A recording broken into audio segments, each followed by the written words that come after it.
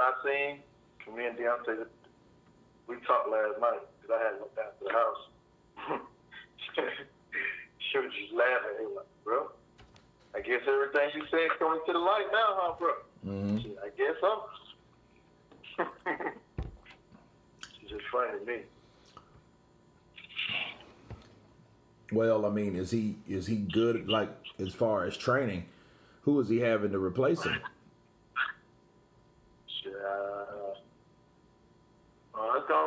It's gonna be a couple people we bring in. Okay, I mean, are they already there? Or is he gonna bring them in later on? Because one of them already did.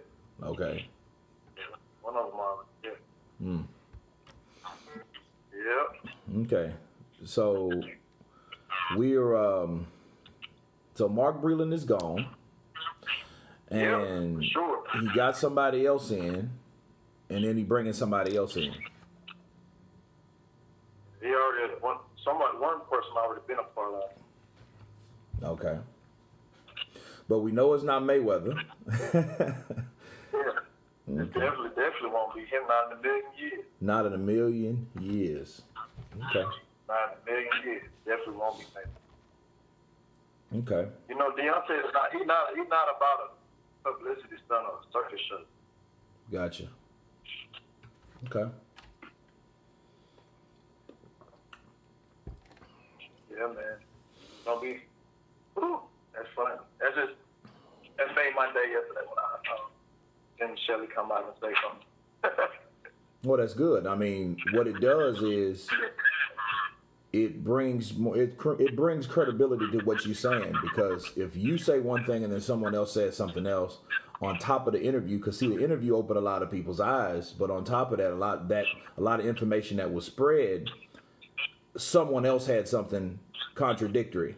So, well, see, Shelly already said Malik Scott was gonna be more training, so he said that in the interview. Okay, so it's Malik Scott. Well, we also know that I figured that because he did say he was going to have Malik. I think I read that somewhere anyway before the interview. So, you know, I don't think Malik went anywhere. But, I mean, was he like, when he talked to Mark, did he tell him like, yo, just get out? Get the... He told Mark the same night of the fight. Oh, well, why is it just now coming out then? So, I mean, so he been fired. He been fired, man. This shit old news. Okay, so Shelly just decided to, or Wilder gave the green light to Shelly to display that he'd been fired. He didn't tell him nothing. He said Shelly called him and told him that he said something. Oh, Mark did. No, Shelly called Deontay and told him that he had an interview. Told Deontay what he said. Who said what? Deontay don't care. I'm not following. You said, okay, all right. Shelly had an interview. Shelly had an interview. Shelly finished with the interview.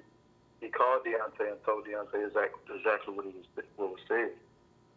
Oh. And he told everybody that, you know, he bring in Mark. He got he fired Mark and all that stuff. Okay. So did Wilder fire Mark or did Shelly fire Mark? Wilder did. The night of the fight. That's why I said, this, to me, it's old because it's night of the fight. Okay, so this is just old news, just people just hearing about it. Mm-hmm. That's crazy. That's crazy because it would, you know, I don't think that should be a big secret. Why did he keep it a secret so long? He didn't keep it a secret. He didn't say anything. Well, you know what I'm saying? He didn't say anything, so nobody knew because people thought like that Mark Breland was fired. Well, if people thought Mark Breland was fired, then somebody came out. Now hear me out. Somebody came out and said, no, he's not fired. And that was at that time. That was like in late February. Nobody came out and said nothing about Mark being fired. Promise you. Nobody from our team. Promise you that. Well, that was the word on the street that Mark was not fired. at that time. Now, you know, because it look like Google it. When you Google it up, it'll say, "Oh, Mark fired," and it'll go all the way back to like March sometime, and then you'll see where, oh no, he hasn't been fired. I just have to look it up, man. I'll have to look it up because you know that's what was said. That's what was rumored. Mark was fired on the night of the fight. Okay, so if he was fired, and look, now check this out. This is a counterpunch. Now remember when I was talking about the dude who said that Wilder said something about the suit was being heavy. Remember I was telling you he had to be in the back to even hear something like that because Wilder didn't do an interview, right? So out of all the stuff that was said that could have been said in the back, the only thing he can point out is the suit being heavy. But if he was back there, he would have known Mark got fired in front of everybody. See what I'm saying? You see the counterpunch of that? Okay. Well, are you talking about Lance Pugmire? That's what I'm talking about. All right. Well, the suit being heavy, I went back and I heard JD say that the suit was a little heavy. Why did he say that? He said the suit was He said, well, the suit was a little. He said, well, the suit was a little heavy, but you didn't have anything. I'm like, well, but like I told you, even I even said on your interview, all the last 3-4 fights, all those suits that had some weight on them too. Right. So why? But the question is, why would JD say that at that time? He wouldn't talk about how heavy the suits are. You know, they were different than the other suit. Because me, you know, I like the original suit with the mask. You know, kind of like how Danny Garcia is. But you know, that's my personal opinion. But he didn't mention. Oh well, they're heavy. They're heavy suits. So when the two dudes that made the suits, right? They heard that someone from Wilder's camp said that, but JD did say they were a little heavy. And he was like, well, they were a little heavy, but, you know, everything was fine. See, I believe when he went, yeah. I could show you the video where he said that. I've seen the interview. But that didn't have nothing to do with it. He, like, for the suits being heavy. Right, I know. The last 4 or 5 suits heavy. Right. The last 4 or 5 suits were heavy because they were like with the 2 Ortiz fights, the Dominic Breazeale fight, the first Fury fight. They were all pretty much with the same people. The same people designed them. So why would JD's say that they were a little heavy in that particular fight? That's what I'm asking. That I can't answer. Yeah, because see, this is the counterpunch. When people hear that type of shit, what do they normally think? If you heard that from somebody say, "Oh man, well it's a little heavy," people are gonna run with it. That's what reporters do, Tate. Right. They run with shit. But look, check this out. First part about that is, he said that before he had even talked to D. He came back to the back, make sure he was okay. Mm-hmm. And he went to the press conference. When he did that interview, he did that right outside the locker room. Right. The press conference. Outside the locker room. I remember. So he hadn't even thoroughly spoke to D on if it was heavy or not about anything of that nature. Okay. Did Jay put on the suit? Hell yeah, he helped me, Chris, and Joey put it on. Right. No, I get what you're saying. You're saying that Wilder didn't say it was heavy. JD said it was heavy.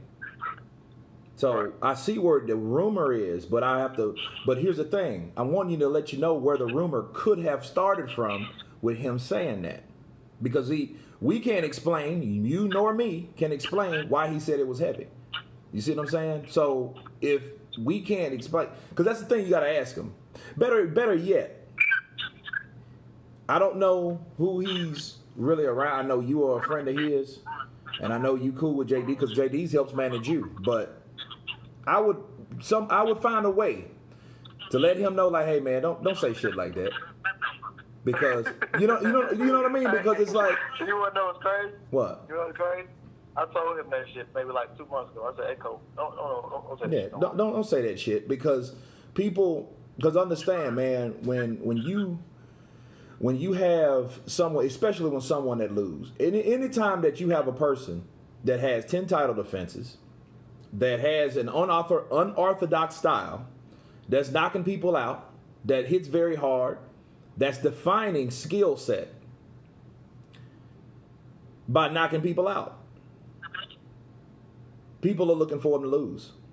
And when he does lose, the last thing you want to get people to hear or to say to anybody after that is something that looks like an excuse.